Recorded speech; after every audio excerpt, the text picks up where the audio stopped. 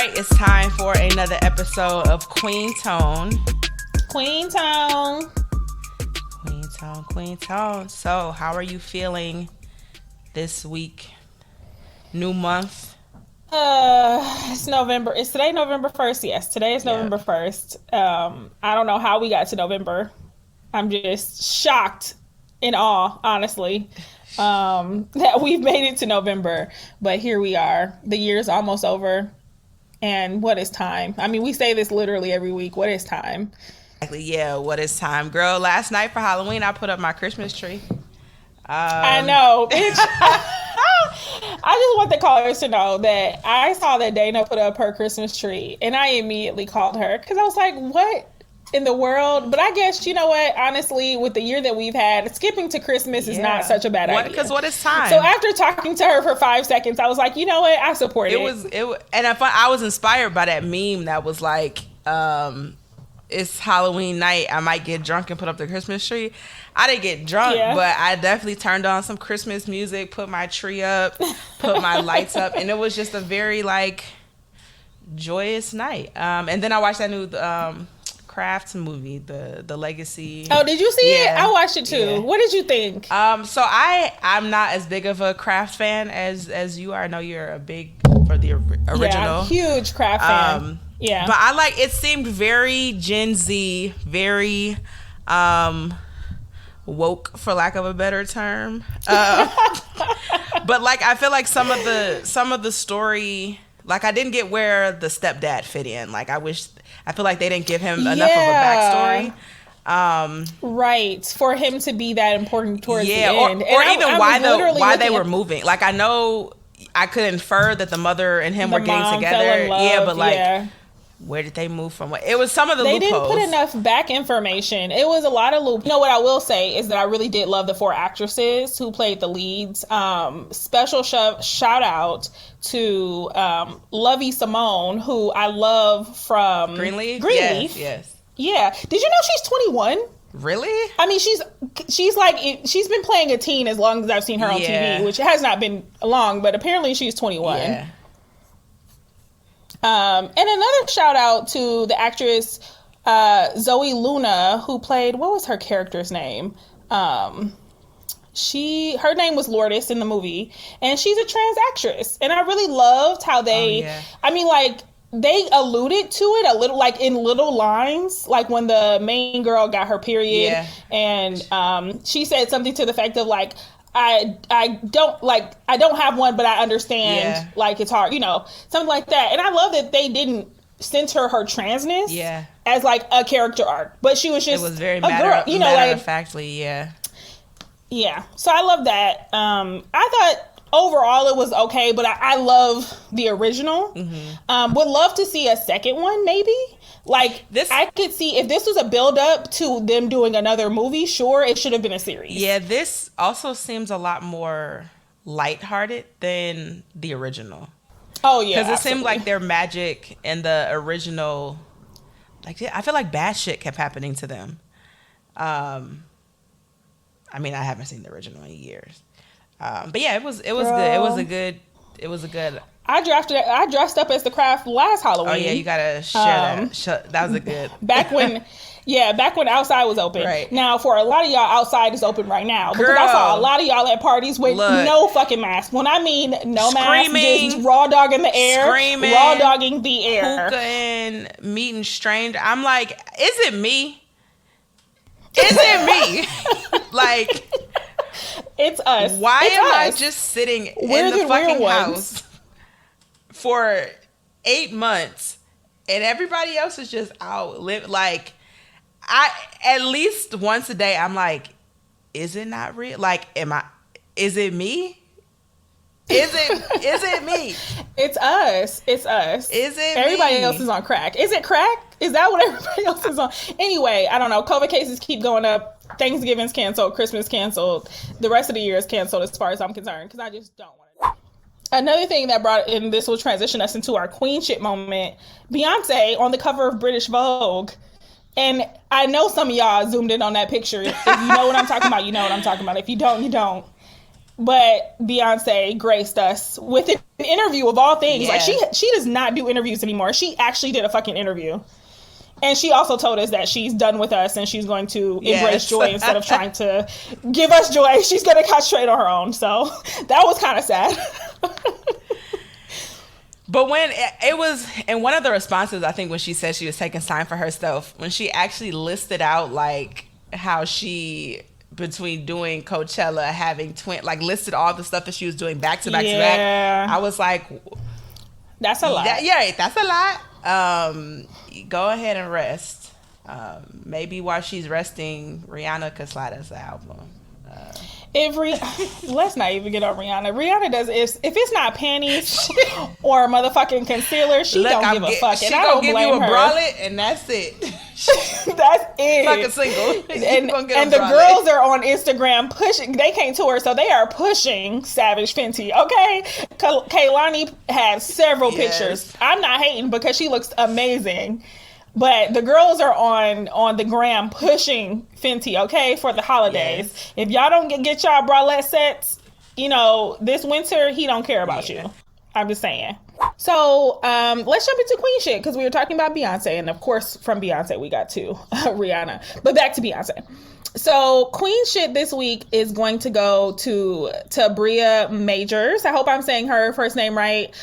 She's Tabria Majors on Instagram. She's actually a plus size model that I've been following for a while. She has her own podcast that I don't listen to, but I know it exists.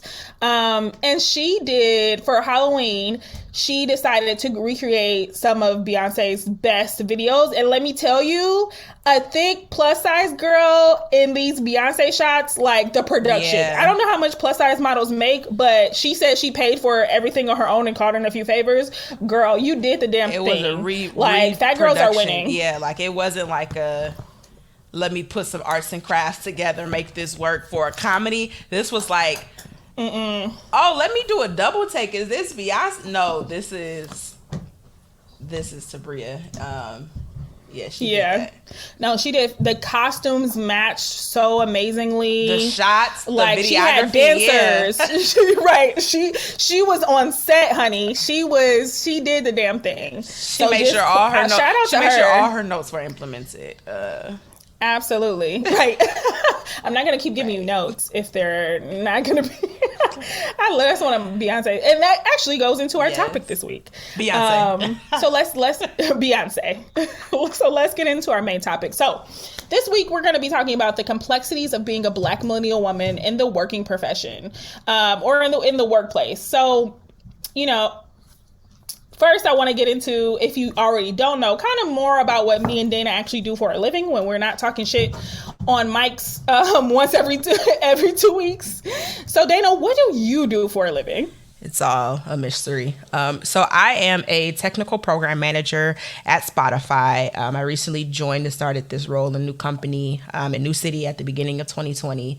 And what I do as a technical program manager is I lead large-scale cross-functional initiatives across the company with the goal of increasing the productivity and the quality of our data.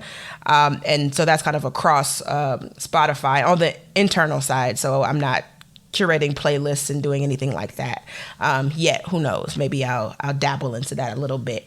So I work to ensure that the data that we use that essentially powers Spotify and kind of collects the data of the consumers, so you as a user, making sure that data is clean, it's of quality, and that it can actually be used for us on our end to improve the app and better understand our algorithms and our users and how they navigate between being on the computer versus the iPhone versus or Android or versus like with your smart TVs and things like that. So I collaborate heavily with engineering managers, data scientists, data engineers, product managers.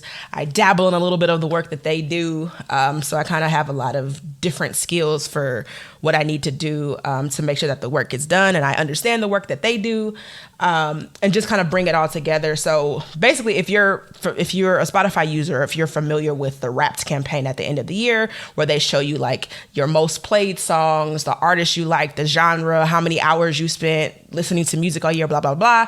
I'm at the very beginning of that process, making sure that all that data that we've been collecting from you is able to be disseminated into those different metrics about your use.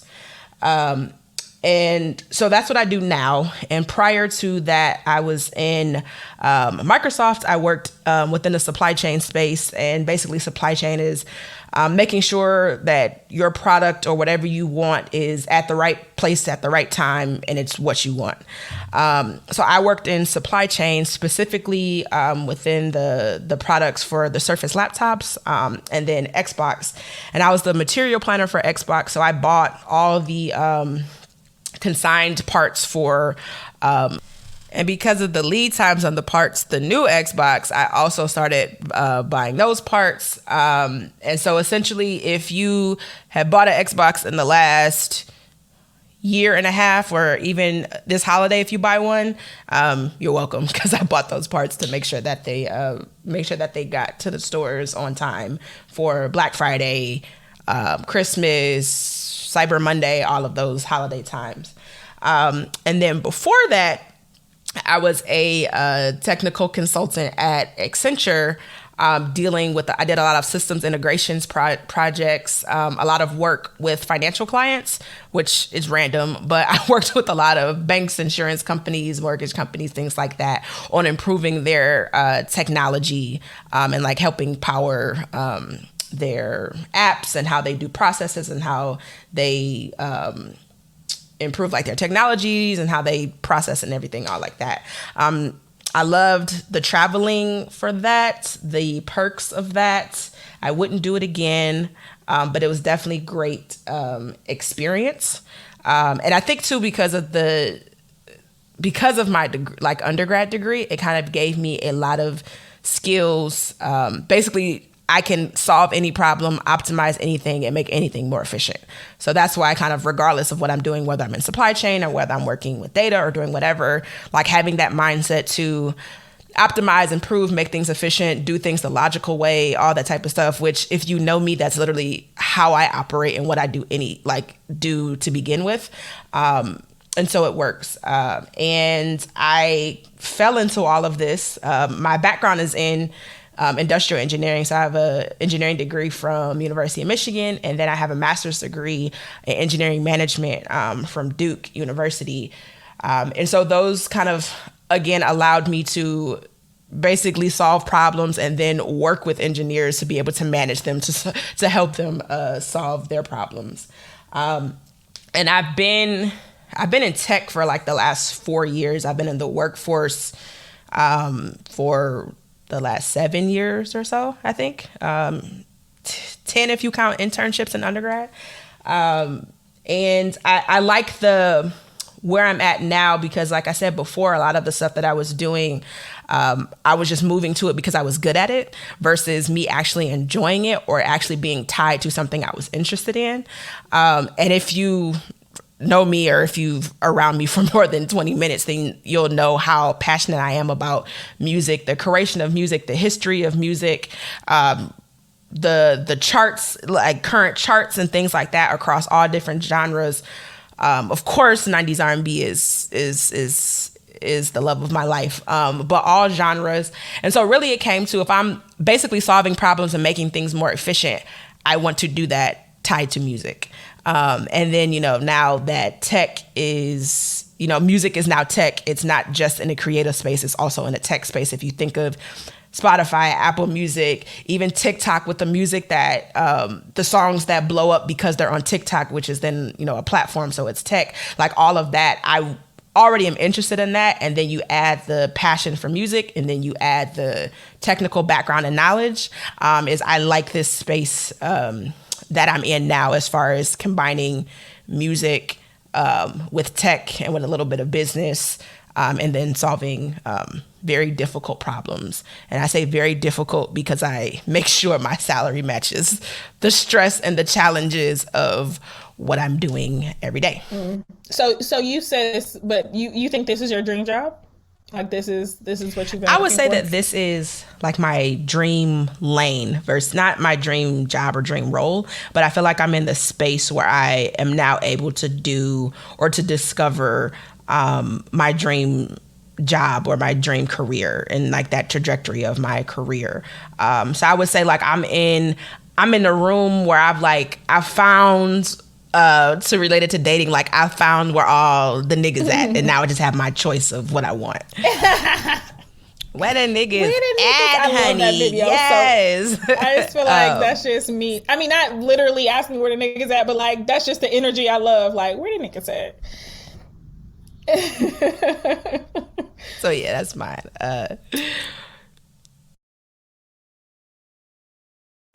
Well, I'm an urban planner by trade, right? My current position is being an assistant commissioner for the Chicago Department of Planning and Development, which just means I work in government. I have pretty much my entire career with a short 8-month stint in the private sector.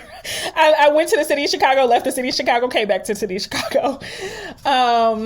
Before that, I worked for the city of Los Angeles planning department. So, ever since I got out of grad school, I'm one of those people who went straight from undergrad to grad, right? So at undergrad, of course, y'all know this. If you've listened to past episodes, me and Dana met in college. We both went to Michigan. My undergraduate degree is in African American Studies and Women's Studies because I wanted to get a degree in myself, apparently, according to my mother. So I mean, I've always been interested in history.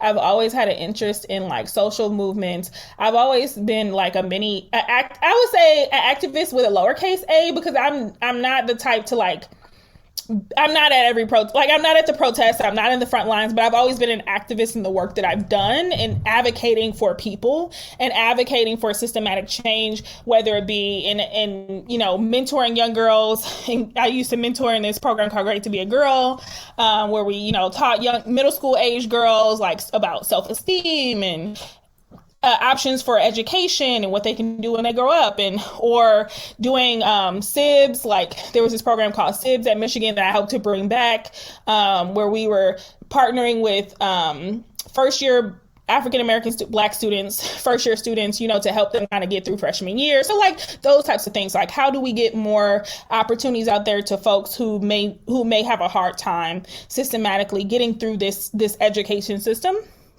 And then one of my African American studies advisors, Catherine Weathers, she was like, "Oh, do you want to like go to planning school? Like our program at Michigan, our master's program at Michigan is recruiting for diversity, and of course, Black woman." And I had no idea what planning was, so I was like, I guess like let's Google it. We Googled it in her office, and the rest is literally history. A few months later, I ended up going to the University of Southern California getting my planning degree.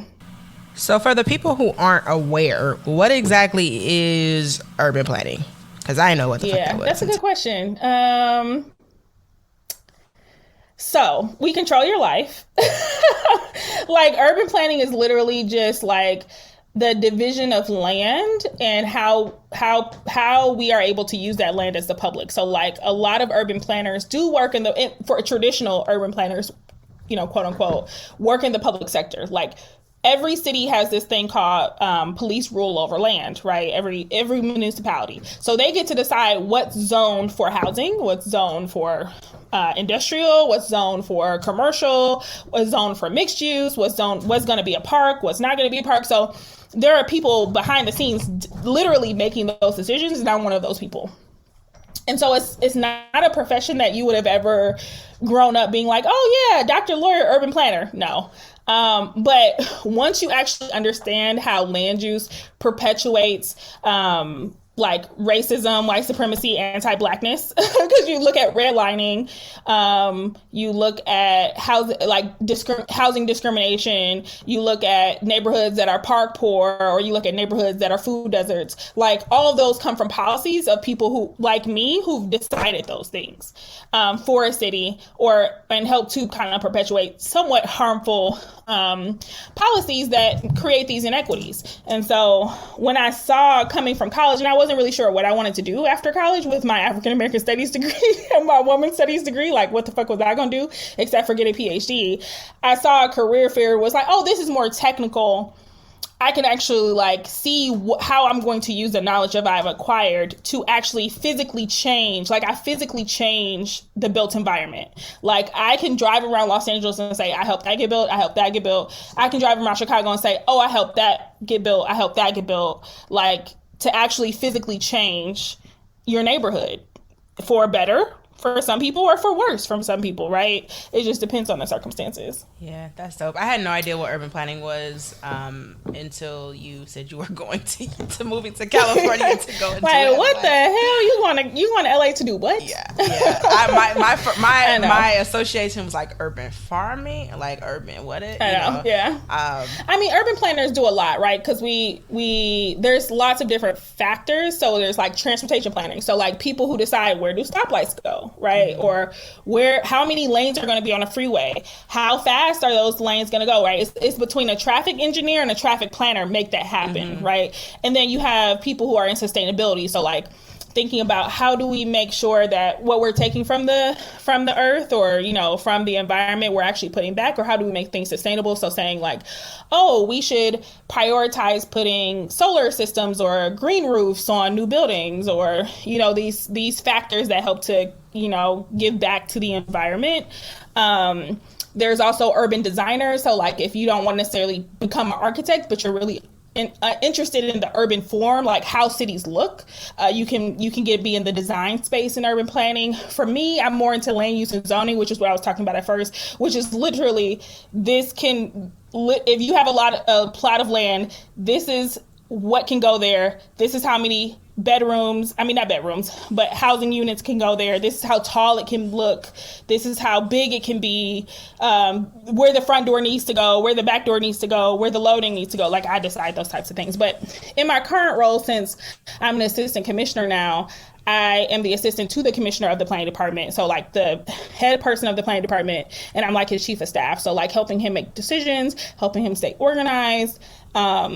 So yeah, I mean, it's, and the reason I asked you, like, is this your dream job, or is this your dream, you know, like you said, this is your dream space. I feel like I'm finally kind of like in my dream space, because I've never wanted to work for the government, but ever since I joined working for the government, I understand how important it is mm-hmm. to have people like me at those tables, in those conversations, because if I wasn't there, those conversations would be scary as fuck. Ooh, that's it. Yeah. Yeah. Like things that I'm not even in government, the but things that are talked about behind the scenes. Yeah, the things. Yeah. I feel like that could be a whole other episode of the things. It's like, man, if I wasn't here, for real, we'd be fucked. Yes. Especially working in government is like, so clearly it's political, but like now that I'm a senior manager in this planning department for the third largest city in the nation, used to work for the second largest city in the nation, like it's like, I love what I do. I love that I get to help shape the lives of other people in ways that I think are equitable, in ways that I think haven't been talked about or done before. So, I mean, and part of the reason I wanted to even choose this topic is because I've mentioned this before, but I just started this job I'm about 6 weeks into this job now. And this week when I was in the office, my boss's equivalent in another department is a woman, and she was like, "Oh, Nina, like, can I talk to you for a second?" So I was like, "Oh, you know, sure." I'm so nerdy. I brought like, you know, a pen and piece of paper, thinking she was like going to tell me something or say, "Hey, can you follow up on this?" Or I have a question about blah blah blah. And so she's like, "Oh no, like this isn't anything having to do with work." just wanted to pull you aside because as you've come back, I've heard you explain your job as like being your boss's shadow, right? Quote unquote. That's probably like an informal thing I was saying, you know, as I was being reintroduced because I worked there before. And so just saying, oh, you know, I'm going to be, insert boss's name, shadow, and I'm going to be his chief of staff and blah, blah. And she was like, you know, I want you to know you're an assistant commissioner. Like, you're nobody's shadow. Like, you deserve to be here just like everybody else. You're a manager. And I think that I don't think you should describe your role in this department as his shadow. Yeah. And it wasn't until then that I even realized that I was saying it. I mean, you know, because you just kind of, first, I'm young, one of the youngest, the only Black woman in management in my department. And I left and came back, which was a flex. A story I can't explain on air, but just a flex, right? So it's like, for me, a lot of politics of like the same people I was answering to the first 8 months ago when I worked in this department are now my colleagues. Like, I'm asking them to do things for me or on behalf of my boss. People that I used to answer to, right. Literally, right? So it was so interesting for her to bring that up. And she was just like, I'm pulling you to the side because I feel like you need to hear this. And it's funny because she said that somebody did it to her first week in that role, like being, you know, the leader of this department for the city of Chicago. And her as a woman shrinking herself in her role. And so she was like, I felt like a responsibility to pass this on to you to say, you need to own it, live it. Like she was like, I'm so glad you're back. You deserve to be here. And I was like, damn, okay, shit. Yeah. Let me get my shit together. Yeah. So that's one of the reasons I was like, oh, Dana, let's talk about this. Let's talk like about the complexities of being a Black millennial woman in the workspace. Because I feel like in 2020, there's so many conversations going on about, do you wear your natural hair? Like, how, you know, liberal can we be in our positions? Bring your authentic self to work. Yeah. Right. Bringing your authentic self and, yeah, all those different things. And I always get asked for advice or, you know, I have an email in my box right now that's like, oh, can I pick your brain? Oh my goodness. I don't have a brain left. Okay. And it's like, yeah, I don't want to say no, especially I get hit up a lot, on LinkedIn, from students or like more early in career, students of color or, you know, young in career of color, especially a lot of them are Black. It's like, I don't want to say no because I was in that position not that long ago of just trying to get like some type of direction. So I try to say yes, but it's a lot of brain. Yeah. It's a lot of brain. I definitely prioritize any of the Black women who ask me. Definitely. Oh yeah, definitely. But as somebody who's getting more busy and getting higher up, it becomes harder and harder. But I mean, if you ask anybody in my life, they already know I'm the person that's always like, I don't want to be the only one, so I'm gonna uplift whoever I can. Literally, like any Black woman that comes to me honestly Black person, I get them interviews. I've gotten them connections. Yeah. Like, oh, you want to do this? Let me make this email introduction. So I figured we could just spend this podcast a little bit of time just talking about our journeys in our careers. I mean, they are very different, and just kind of like just spending some game, like helping some people out so that I can tell them to, when they ask me to pick my brain, just send a link to this podcast episode. Episode 3. Episode 3. And then if you have follow-up questions, let me know. Send us an email. So my first question is kind of like, I mean, clearly you've accomplished a lot and we're both 30. And for some people that would be like, damn, like you bossy as hell to be this early in your career. What do you think your secret sauce is to getting where you are right now? That's a good question. I think my secret sauce is probably, I'm a very purpose-driven person, or goal-oriented, so I have to be going towards something. And I think that's, at least how I see myself, that's greatly tied to, like, I have a very strong work ethic. So, like, you can't outwork me. There is no way that you can outwork me, especially if it's something that I want.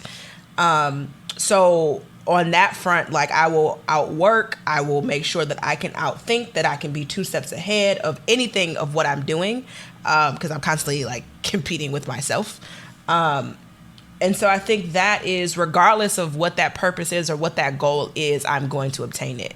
I think about, I wrote down like my, in my freshman year in undergrad, I wrote down I wanted to be a Delta, I wanted to graduate with a 3.0 or higher, and I wanted to live in Chicago, and I wanted to work for Accenture. And now I had lived in Chicago. I have worked in Chicago. I have worked for Accenture. I graduated with a 3.0 or higher, and oop, I'm a Delta. So like any like thinking like that, or in that same vein of like work ethic, I think drive goes into that. And then the drive of wanting something, of setting a goal and going after it and making sure, like making it happen, is definitely, at least for me, in everything that I've ever wanted as far as career-wise or even career moves, has definitely been being able to outwork and being focused on something and going after it. And then I will also say too, like, my network is so important, similar to how you were saying. I was in undergrad, grad school, even now I was heavily involved in the National Society of Black Engineers, or NSBE, which was my NSBE folks made sure I graduated, that we graduated. Actually, every single job that I've gotten has been from some form of engineering or tech convention, where I was able to network with people beforehand, whether it was on LinkedIn or through my own network with other folks, or even like, and then being in those spaces and then being able to get in front of someone's face and be able to show them my passion. So like show them that I'm more than just a resume. I have dope ideas. I have dope thoughts that's going to separate me from every other applicant or anybody else you could have thought that you would have wanted for that role. So in short, to answer your question, I think work ethic, drive, and purpose, and then having a network, and then also being able to grow my network constantly. And one thing is being resourceful. I think probably Delta taught me that, but like even the story of how I got my job at Spotify, I was on LinkedIn, I was making connections to meet at Afrotech to set up to see like, here's everything I can do, here's everything I can offer, what jobs are there to get my foot in the door, because that's also like me transitioning into tech, specifically in music streaming, was like getting my foot in the door. So there's still more work I have to do to get deeper into the lane that I want to be in, which is also, I think, too, is important of another like lesson learned that I think that could loop into secret sauce. Is like being strategic about certain things. So even if it's not, I want to get to point B is my dream job, but like, no, here are the different steps. I may not be able to get there right away, but what can I do to work towards that? Yeah. And I think that definitely ties into my network, getting out of my comfort zone. And really, I feel like I've been very blessed just as far as like Black folks in tech, of like being able to build that network and, hey, I know this person, hey, I know that person, this person is dope, like you should definitely connect with them. And that has been a lot of my success, is through connecting with others to either get my name out there or get me in front of the right people, and then my work ethic being able to back up any and everything that someone has said or done me a solid for anything. What about you? I mean, honestly, similar to yours, even though we're not in the same industry, I think definitely work ethic. I've actually been told that and everybody's like, oh, what's your worst trait in those interviews? And they're like, I take on too much. But I truly have a problem. I truly have a problem with taking on a lot, just because I've always been a natural leader. I think it's the Aquarius in me. I've just always been somebody who's charismatic and likable, and people listen to me because I speak with authority, I speak with confidence, and I know what I'm talking about, because you can't speak with authority and confidence and people follow you blindly. Like, you actually have to know what you're talking about and get results, and I've proven that time and time again.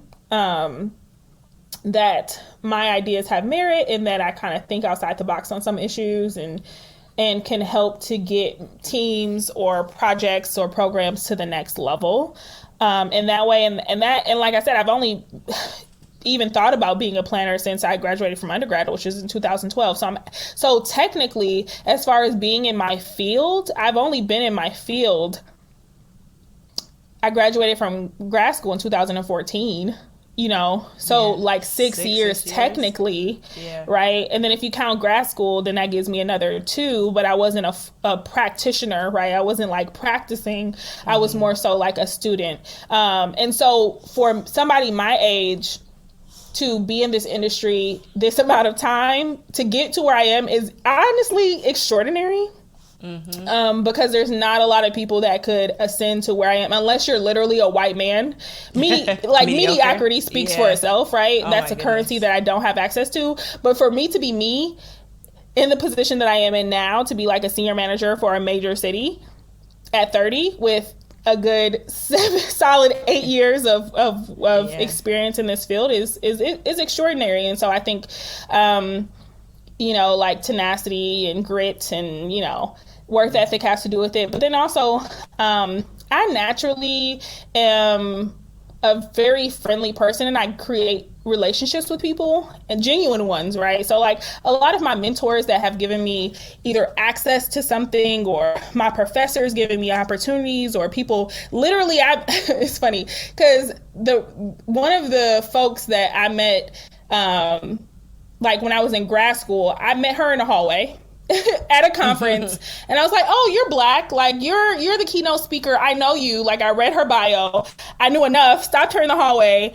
and we're great friends. Like she's a mentor to me even to this day. Like when I decided to move to Chicago, I hit her up, like and this was years after I had met her at this conference because she works in Chicago and is based in Chicago. And I was like, hey, I'm ready to move to Chicago. And she knew me. She, we had built a relationship over all those years. Even though I needed nothing from her for all those years, I kept in contact with her.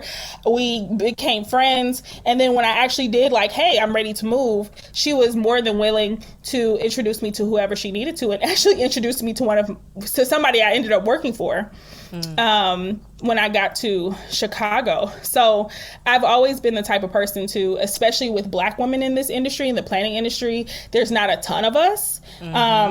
So whenever I meet another one, I'm literally like, come here, girl, like, let's be friends. Like, let's do this. Same thing, even when I worked at this smaller city in Los Angeles County for a few months, I do that a lot. Like I'll leave and come back because I bet on myself. Because I know leaving and come back will always make your employer want you more, but that's a whole nother session that I'll charge for. But met black guy in the hallway, literally stopped him because he was a Black man at the planning conference. Ended up being the senior planner at the city I ended up working for. And just kind of ended up being a great mentor, ended up telling me about the job opening, helping me study, like all of that.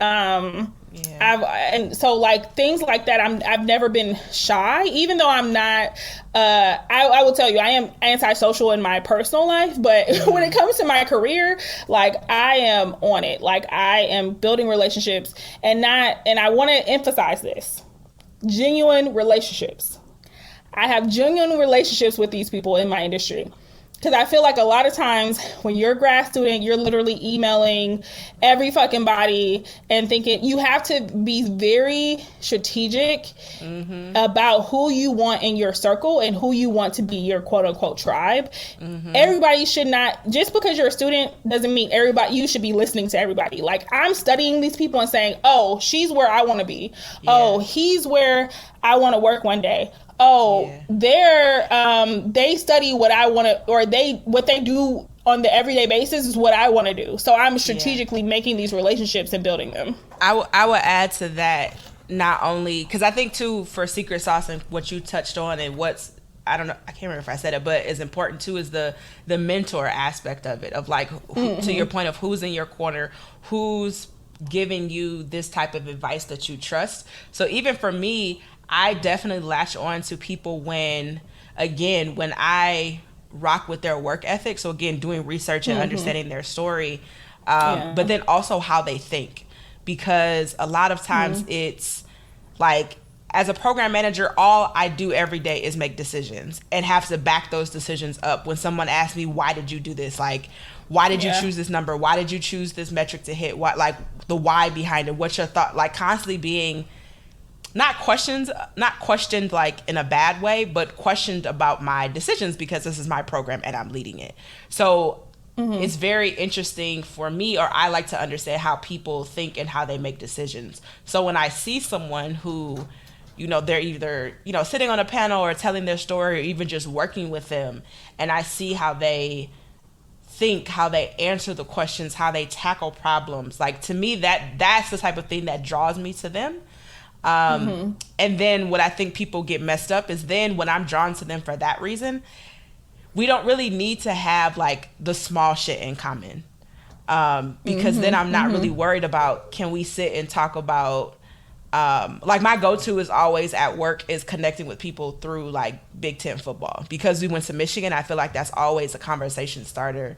And I love Michigan football, but like, as far as my career, I talk about it more to connect with, you know, to connect with people. But with things like that, it's like, if I'm have these reasons why I want you to be a mentor, or why I think you should become a sponsor, which is separate from a mentor, like, those are the things that I'm looking for too. And I think break down what a sponsor is for you.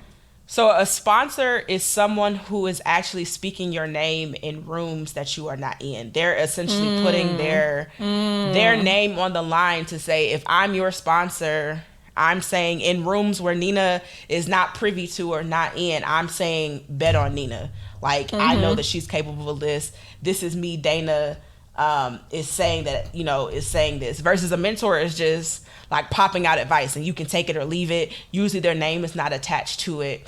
And you need both, because at a certain point you're going to need someone as a sponsor to get to a certain levels. And a lot of time it starts to become who you know more so than what you know sometimes. Yeah, than what you know. Like, especially when I was in consulting, and the world is kind of a lot of smaller interview for roles. Like, I had different projects that would be a few months at a time in length, but a lot of the times my projects just came because of someone else saying they worked with me, and I was able to get shit done. Like, in addition to my work ethic, I'm a natural born like executor. I can execute on shit. I can do it the best. I can do it the most efficient, optimize like everything.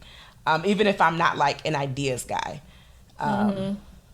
And so usually that then puts it as, oh, if you need this done, go to Dana, or Dana worked with this person, so you can go and do that. So that's definitely important too. I think in the secret sauce is who's pouring into you with guidance and advice. Who are you emulating or taking different things from to kind of build your brand? And whether that's things you see someone doing that you would never want to do, like, oh, they handle that shitty as hell. Let me remember to never do it that way. Or, oh, they handled that with such, you know, poise and character. Let me try and aim and do it that way too.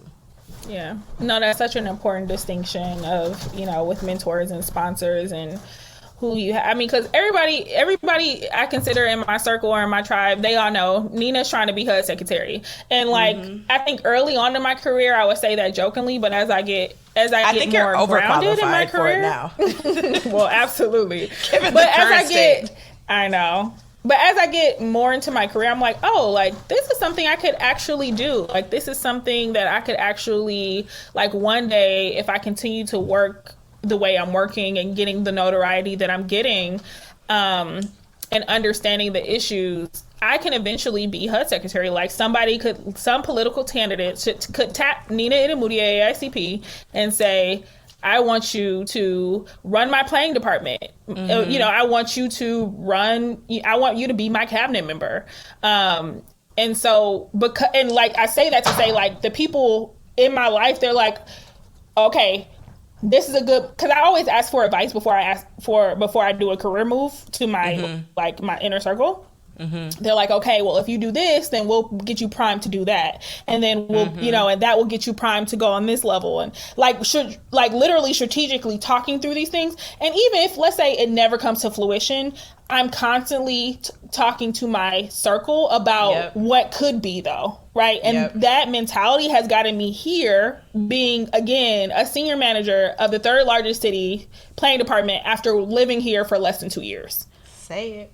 And that doesn't happen on accident. Like, I'm very strategic in that way, and hope to continue to be. So it's like super important, again, that you have those mentors, that you have those sponsors, that you have those people that you go to advice for, and that people know where you're trying to go, so that they can help guide you there. And anybody that laughs at what your ultimate goal is, or doesn't believe it, or is like, I don't know, Nina, like, you never gonna be HUD secretary. Right. Those are not the people that I want in my circle. Yeah, I don't need their advice too. Yeah, I think my mentors for me in the realm of, because I have changed roles in companies often, is probably the time that my mentors has been the essential for me, has been understanding the art of negotiating.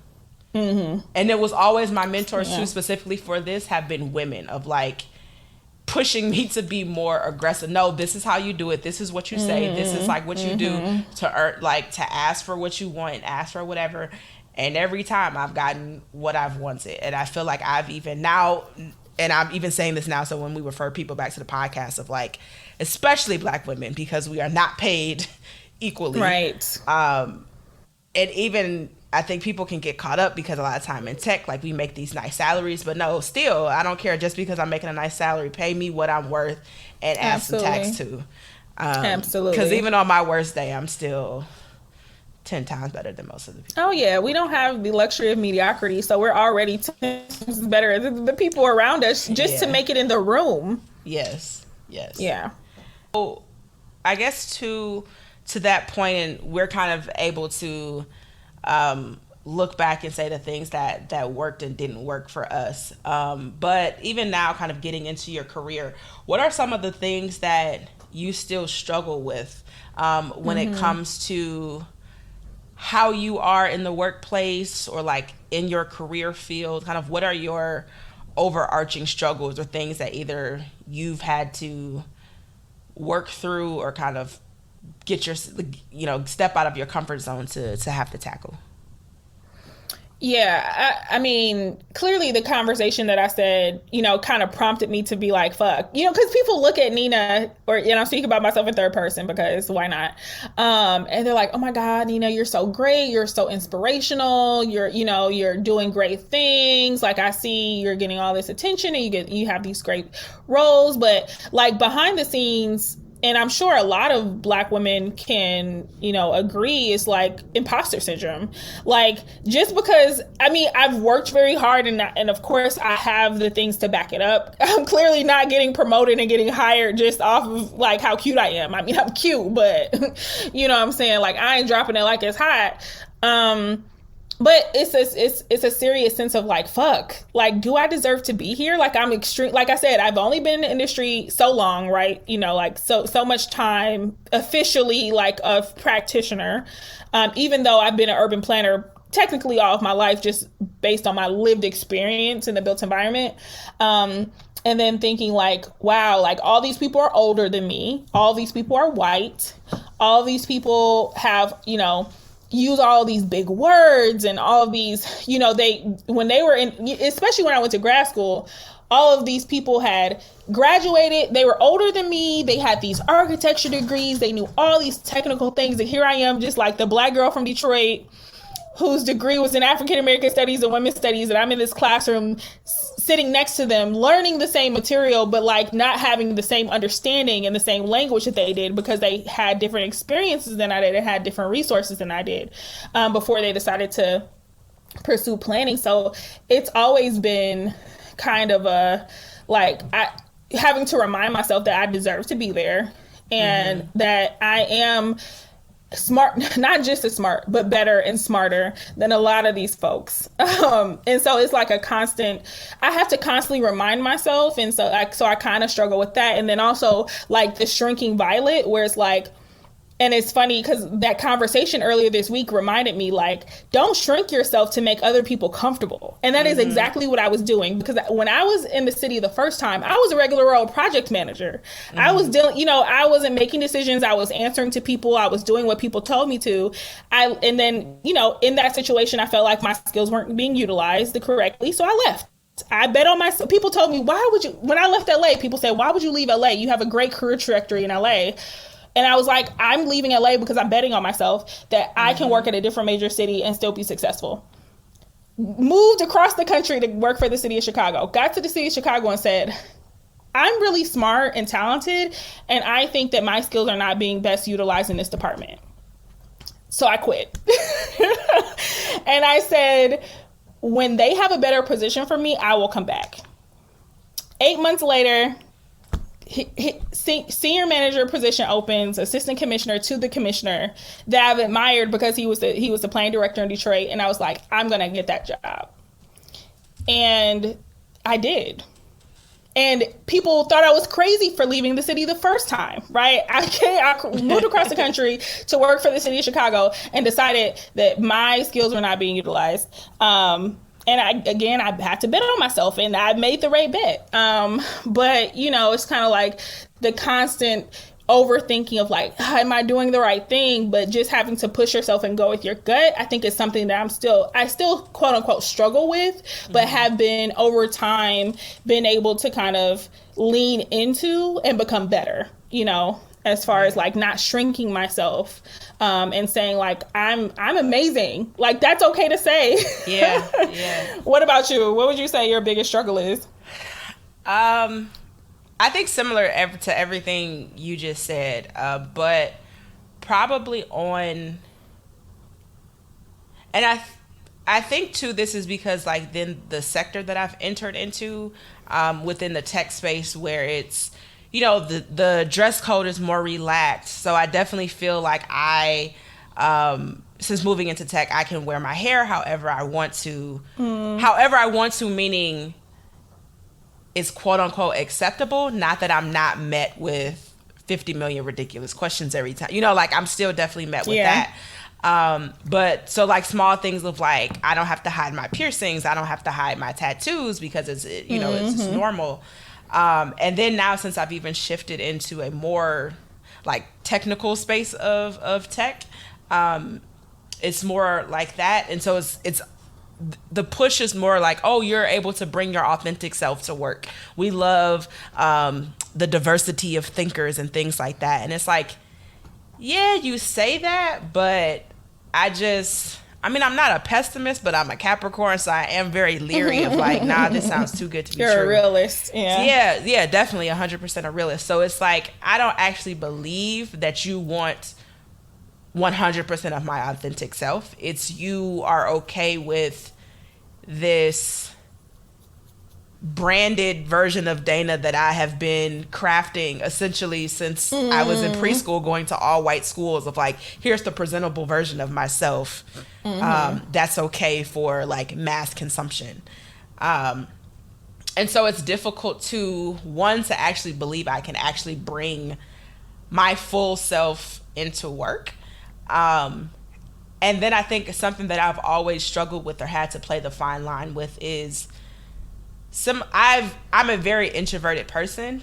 I've learned to be more extroverted when I need to be. Or like if I'm around, like close friends and family, like sure, I could be the life of the party, telling the jokes, doing whatever. But I'm still naturally an introverted person.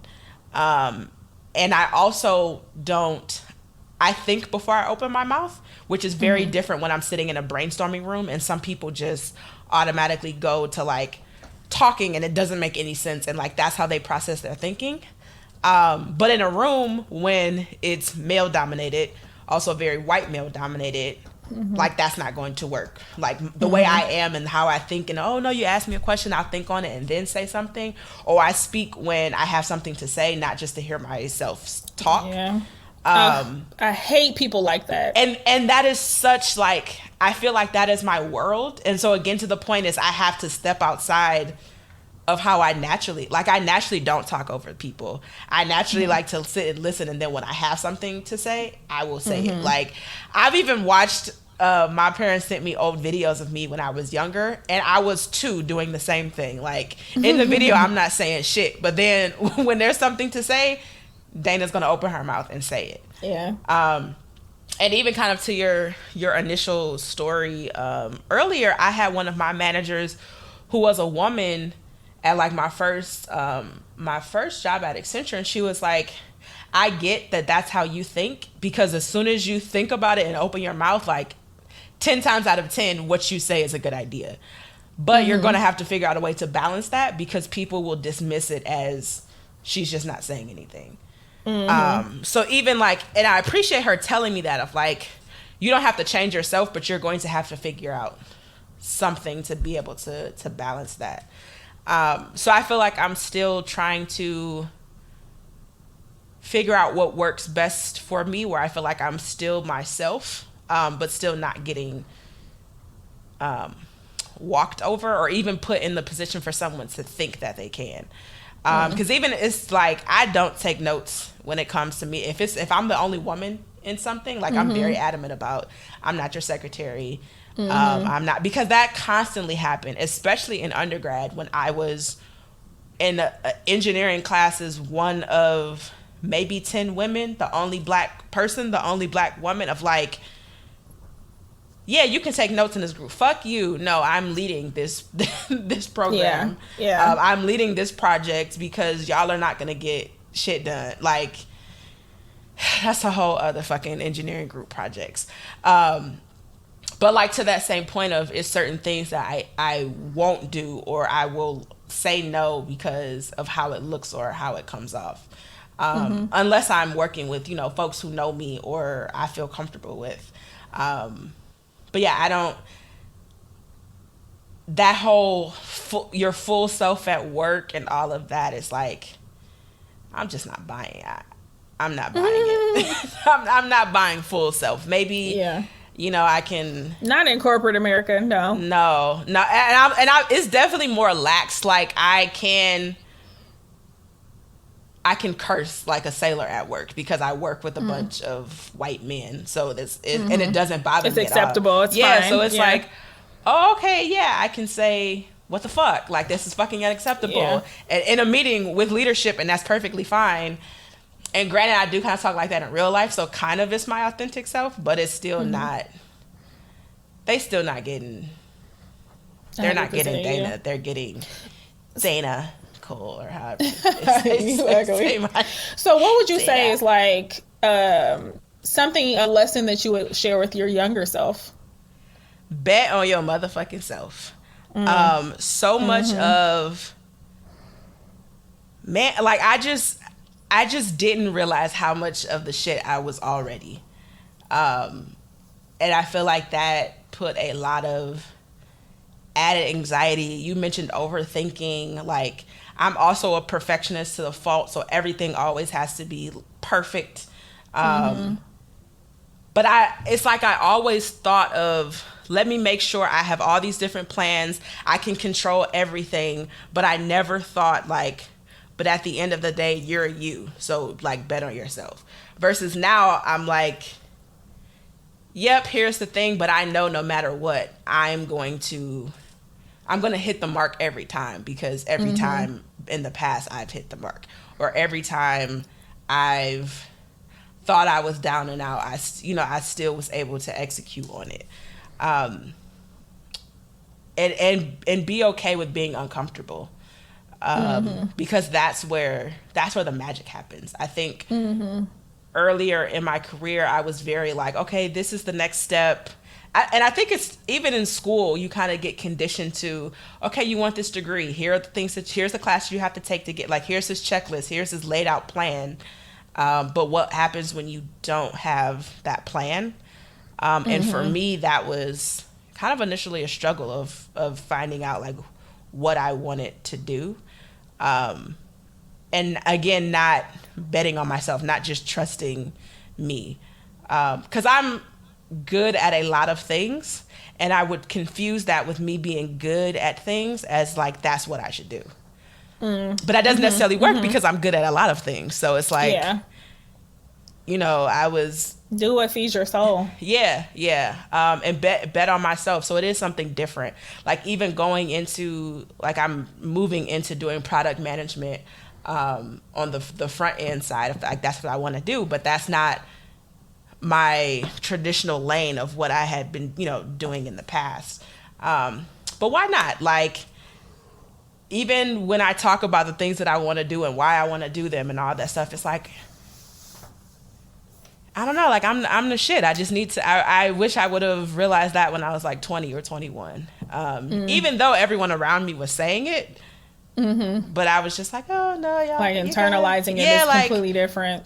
Yeah. I mean, Black women are always, again, shrinking, like just even uncomfortable with knowing or people telling you like, oh my God, you're so great. Or, but you know, first of all, white men don't even need nobody to tell them. They just think it. It's inherent. Like, it's inherent to them. They just think it. They're just like, oh, I'm so awesome. And for some reason, Black women are just like, oh, I'm okay. Like, I'm not that great. Like, I know I did a good thing now, but I actually will suck. Just give me time. It's like, you don't have to have that mentality.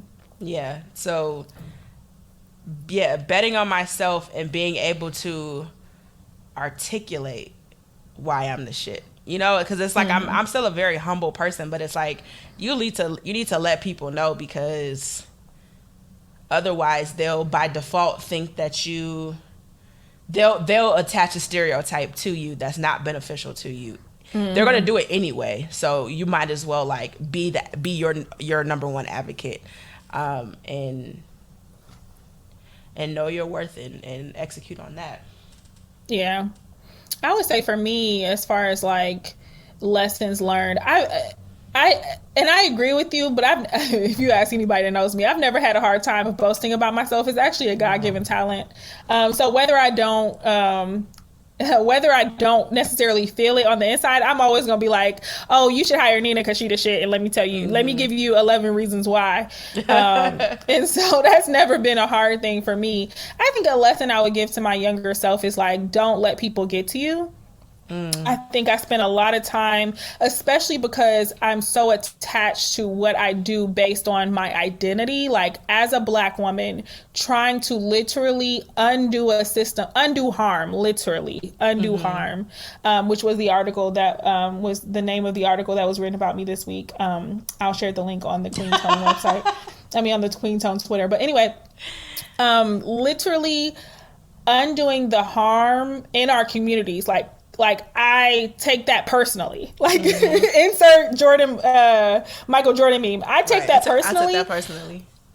So it's like when I'm dealing with literally these white folks in these rooms and they're like managers and they're, you know, administrators and they have so much power and they're saying ignorant racist shit. I take that shit personally, right? Yeah. Like so personally that it affects my health.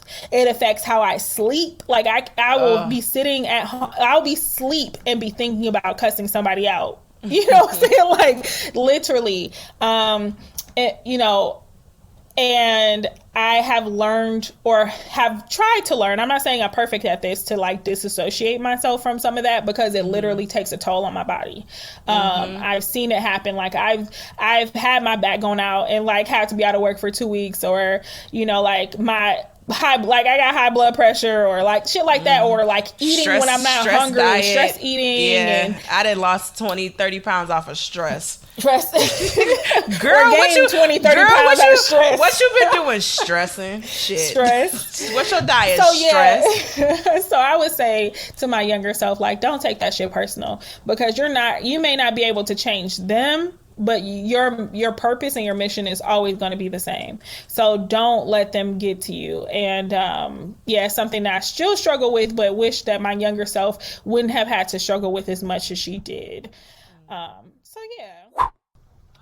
Yeah. So what would you say has been the most uncomfortable or something that stands out to you that has happened to you in the workplace or within your career due to the fact that you were Black, that you were a woman, or that you were both a Black woman? Yeah, a combination of both. Well, I have many stories, unfortunately. Many stories. It's funny because I was talking to one of my coworkers. He was a white guy, and I would be telling him stories. And he was like, "Why does this shit always happen?" Like, he was legitimate. Like, "Why does this always happen to you?" Like, I've never heard. I was like, I could not tell you. So there was this one time, well, multiple times, where I was at work and 3 different managers. And when I say managers, like at the time I was just a regular old planner, like, you know, bottom of the barrel, like baby, what I call quote unquote baby planner.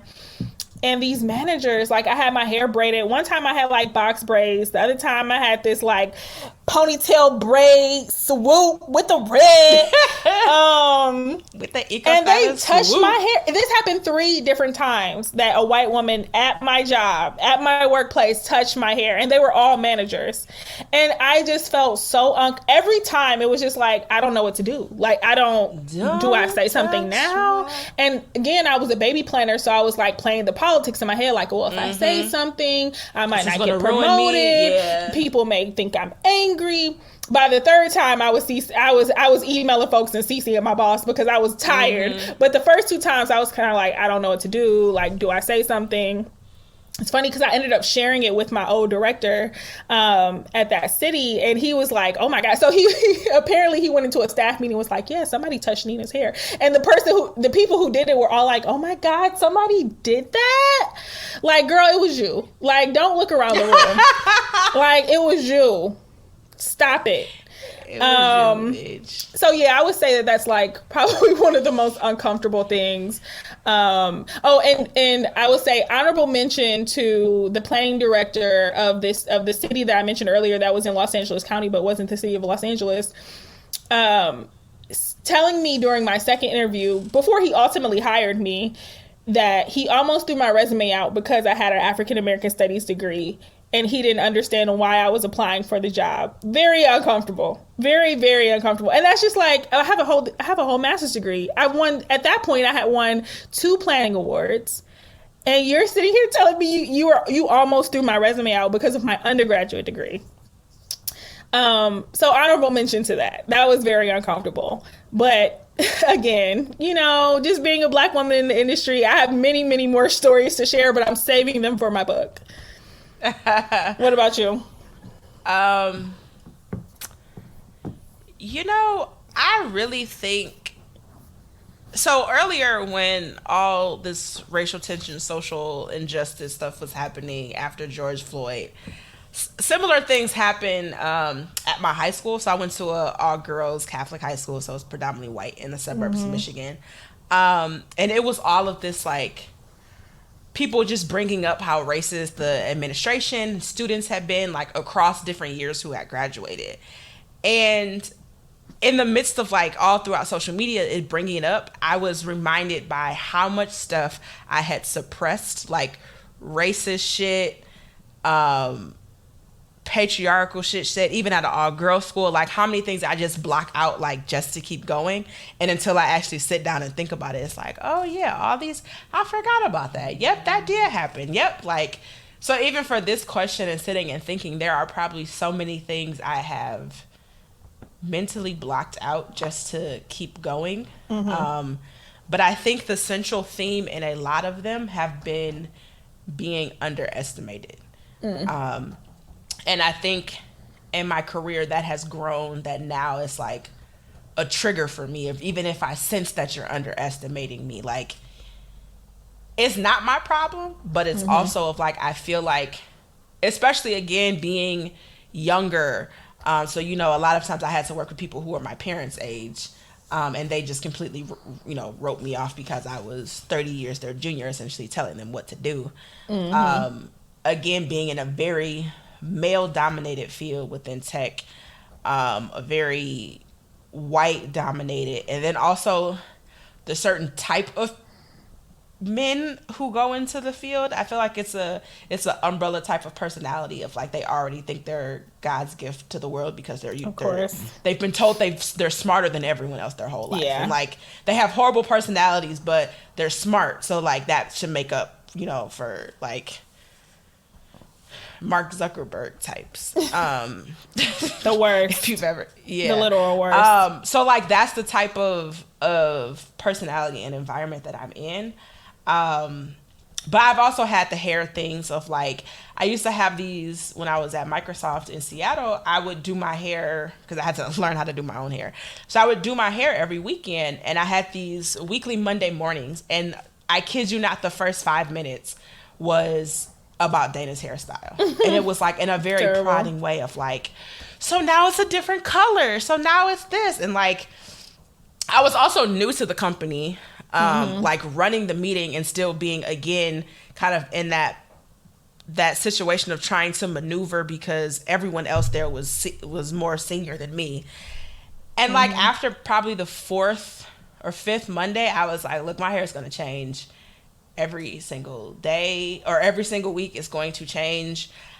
And someone said, like, I just think it's so odd that your hair changes every time. And I think it's very basic so that yours never changes. Right. Fuck you. And then it was like awkward. And I was like, okay, so let's continue on. Like, my hair is not a spectacle. But I would say, and I don't know if this is because I was Black or if this is because I was a woman or if this is because I was young. But I had a white male manager who basically he didn't like people. He didn't trust his employees. So he didn't like when people would work from home. And I was having health issues. He must love COVID. Right. I was having health issues where some days I would need to work remotely. Because I have a very sensitive stomach. So sometimes it was just better for me to work remotely. And other managers didn't mind at all. But long story short, he basically didn't believe that I was working when I was working remotely. Even though everybody that I, like, nothing ever dropped. The ball never dropped. You would not know whether or not I was physically present, you know, whatever. And then it's also, I work in tech, so we have the technology to effectively work remotely. Work from home. Like, COVID has been seamless as far as being able to, you know, to work remotely. Turns out he then was basically telling, as I was trying to get off his team, told my new manager to track every single, like, sick day, vacation day for me because he didn't trust that I was actually submitting in my time. And the new manager, my new manager came in and she told me this maybe like 4 months in, and she was like, and not that it matters, but she was an Asian woman, but she was like, honestly, once she kind of like got his personality, and she's like, I'm just going to tell you, like, Will made it seem like you were a slacker. Wow. And she's like, I'm very confused because you do everything. Yeah. So what is... And he was a Black man, you said? No, he was a white man. Oh, he was a white man. Okay. And she's like, that's enough for me. Yeah, she's like, but I wouldn't put it past a Black man just to because my relationship with Black men in the workplace is also very interesting. She was like, I'm just so very confused as to why he made it seem like this when after working with you, that's clearly not the case. And she was like, and then again, like, to that point of like, I'm telling you this because you need to be cognizant that as much as people are going to sing your praises, there's also going to be people who do things like, you know, do things like this behind your back. So you have to be cognizant of it. And she was like, and no, going forward, that's how he that's how he operates. So yeah, I would say that's probably one that stood out, and it was a lot with him. It was like,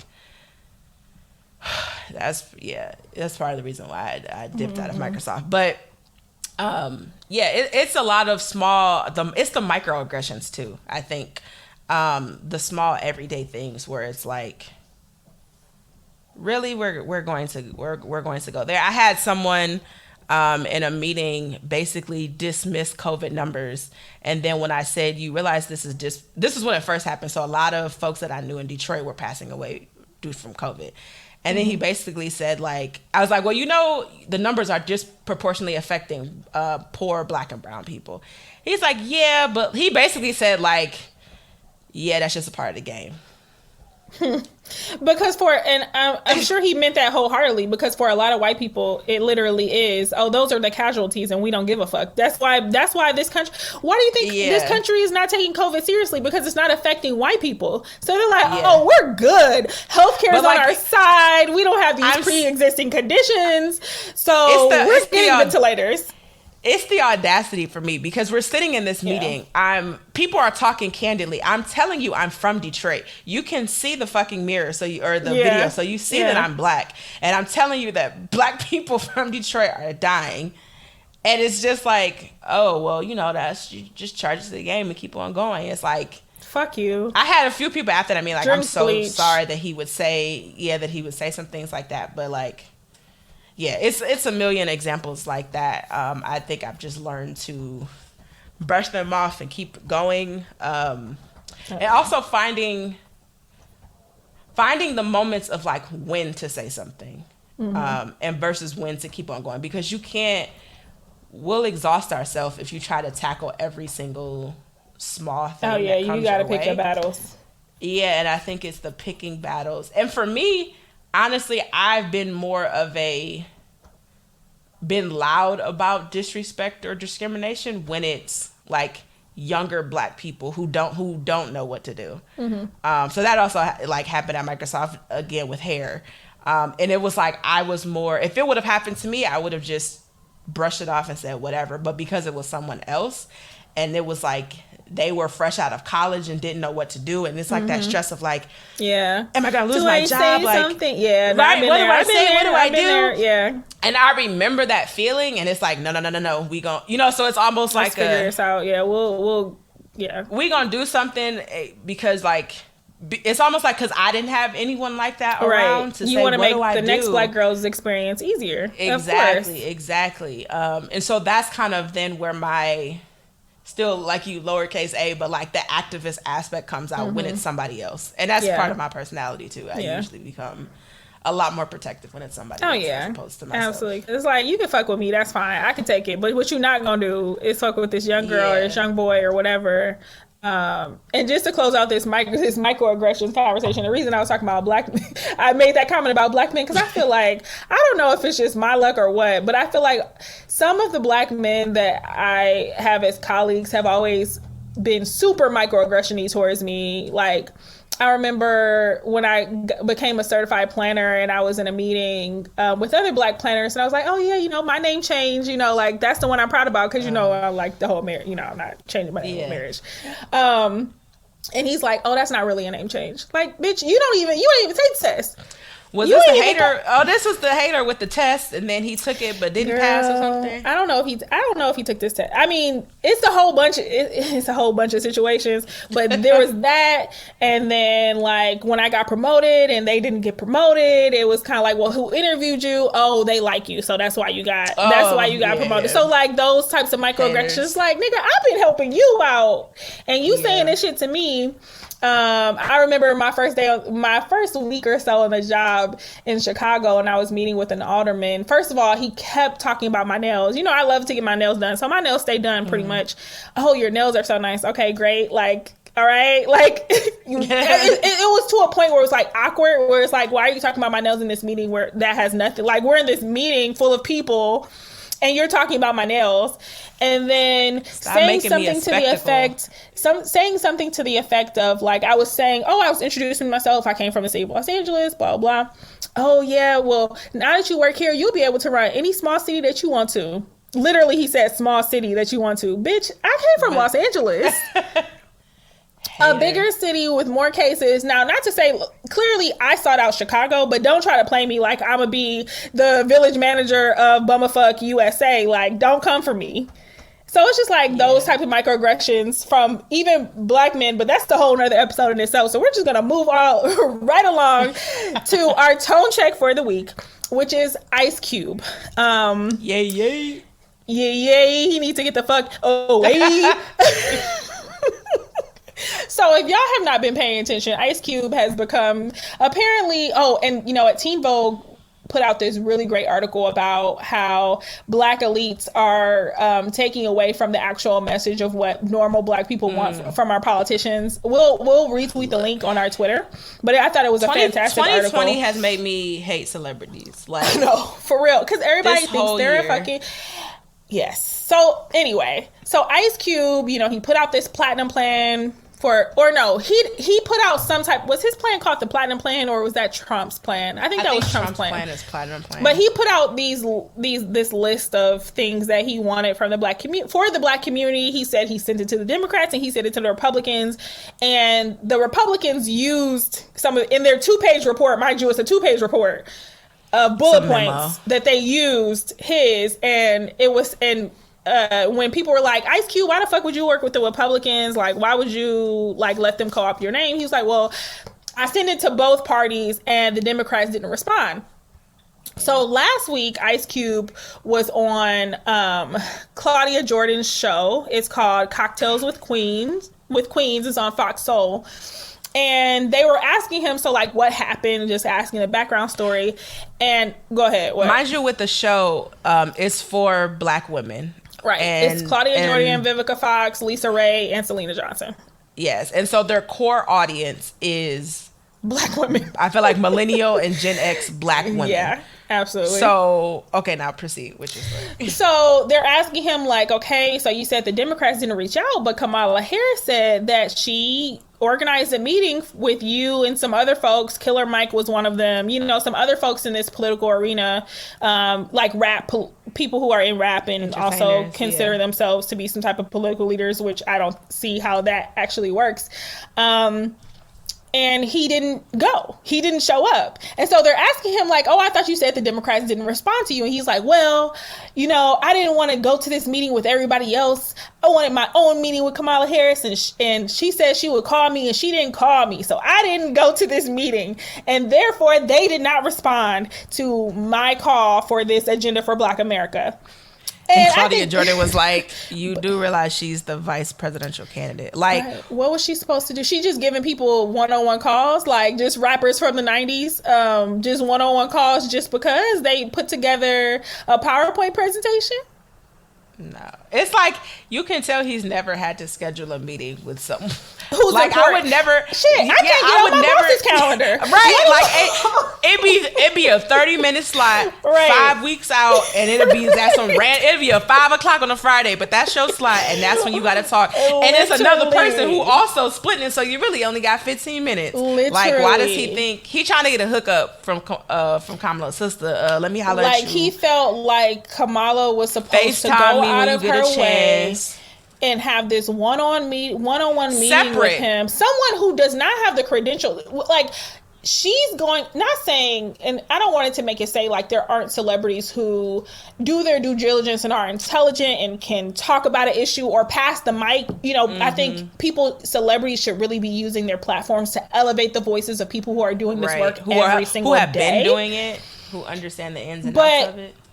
You're mad because Kamala Harris, a U.S. Senator / vice presidential candidate, who the election is this week, did not have a one-on-one meeting with you when you have no credentials as to why this is your thing, or even have a background. Up until basically maybe a few months ago, I had never heard of Ice Cube in this political arena at all. He was someone with police brutality in the early 90s. But like that was a very specific. From my understanding, or from if you know more, if somebody out there knows more than me, this is something that, as far as like he's talking about withholding our votes and, you know, Black people and, you know, that bullshit has only been in the last couple months. And so, unless you've been dealing with like literal police reform since the 90s, or have been around, or like have aligned yourself with other political leaders. I lived in Los Angeles for 7 years. I've never seen him do a photo op with a South Central council person. Like, I knew the celebrities who were down with Council Member Harris Dawson, or down with Council Member Price in South Central, or down with Councilman Weston. I actually know these people. In 7 years that I lived in Los Angeles, I never seen Ice Cube engage with any of these folks. I also am like, has any of these celebrities sent out, have you gotten surveys or anything of like your input on anything? I just don't want out of touch, wealthy, exactly, black entertainers who are very much so within capitalism and a point are very disconnected with the everyday working person. It's almost like they're frozen in time as to, you know, pre when they didn't have money and like, oh, this is what we needed, this is whatever, but like, don't speak for me. Another thing with the Cocktails with Queens was, so again, the show is all black women hosting, and then the target audience is black women, and they asked Ice Cube, which is the question I always ask when a black man is leading anything for the liberation of all black people, is like, what's the focus with black women? And his response was like, oh, why y'all asking me that? Like, that's the type of nigga that'd be like, you're trying to separate the black community by asking about what we're gonna do about patriarchy in the black community, or what we're gonna do about our homophobic, transphobic, anything that's not cishet-phobic rhetoric in the black community. And it's like, if we're not all liberated, you can keep it. If your plan is not for all of us, keep that shit. In the pegs of like racism, patriarchy, and capitalism, I feel like, and there's a certain type of black man who thinks that, oh, we can just remove the racism and then everything will be all right. Everything will be all right for you, because then you will be a man who will still, and I've had multiple head aching conversations of this, of like, black women are not trying to divide the race by saying, don't forget about us, think about us. Like, and most of the time, the things that are important to black women still benefit black people as a whole. Oh, absolutely. Even if you think of the birth rate and mortality of black women giving birth, is that we giving birth to y'all ashy babies? Like, it's an issue for all of us. But if you're not considering it or thinking about it, as most men usually don't, then that just leaves room for things that will not benefit me as a black woman. Exactly. Like, you're going to get your liberation and close the door on the rest of us. Yes. So, yeah, not interested. And when the oppressed become the oppressor. And I feel like that. Not, you know, again, I think it goes without saying of not all, I'm not going to say not all black men after everything, but like, it's assumed not all black men, but it's some. And it's usually those who be trying to lead some shit. And who... So all of them. So in this article by Teen Vogue, and then we'll end it here because this is probably a whole nother episode, but I just want to share this with the readers. So they quote this Ice Cube plan, and the plan is called Black Americans' Responsibility. And this is a quote from it. As we begin to gain social and economic equity, it is our duty to clean up ourselves and our community. This contract is a two-way street. As we gain social and economic equity or equality, they didn't even say equity, we must begin to dissolve any bitterness in our hearts for past wrongs. We must become better citizens who are more productive on all levels in American society. We really must step up after we pass the contract with Black America with no more excuses left in the kitty. So basically, his plan is steeped in black respectability politics, saying that, oh, not only do we want equality from you or equity from you, we will take it upon ourselves to clean ourselves up and become more respectable so that we are somehow worthy of this equity. And it's just like, I'm not interested. Even that quote, I'm not interested in anything that you put your name to. And just because you're a rapper who's a millionaire or a billionaire does not mean you represent the interests of all Black Americans. And I would really like you to just be quiet, because that is free. Pass the mic. And just, yeah, like, you're not it. And I'm not into Black capitalists, like Black billionaires. This whole mythology about how how capitalism in the Black community is going to save us. This is capitalism is not going to save us, whether it's Black, white, or other. Yeah. No. So that's the tone check for the week. Thanks for listening to us. Hopefully you've already voted. By the time you hear this episode, we'll have a president and or a civil war. Or both. Or both. And or, you know what I'm saying? So maybe I hope you voted. Maybe the zombies will have dropped when this episode dropped. Who knows? Right. I know, right? Either the zombies or the aliens. I'm not sure which chapter or what season. This episode was produced by us and edited by Dana Cole. Our theme music is the track Same by Ricky Ells. Be sure to check it out on all streaming platforms. For questions, comments, feedback, or topic suggestions, hit us up at queentonepod@gmail.com. Be sure to also check us out and follow on Instagram and Twitter @queentonepod. Thanks for listening.